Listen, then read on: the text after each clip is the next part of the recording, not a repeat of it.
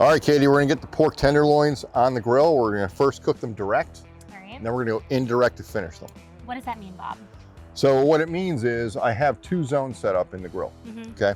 So the front half is set up in a low grate right over the coals. And that's where we're gonna get our color, we're gonna get our searing, we're gonna get our bark.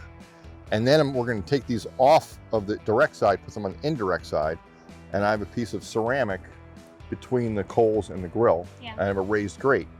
So we're gonna finish them over there. So it's a cooler zone. It's not quite grilling, it's more indirect. Yeah.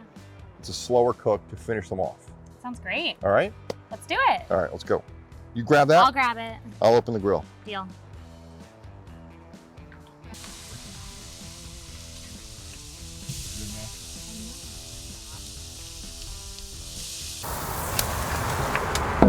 All right, Bob, how long is that going to be in there for?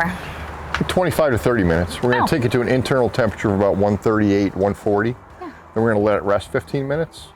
And then we're gonna slice it, get our cheese on, and make our sandwiches. Not bad at all. I can't wait. It's gonna be delicious.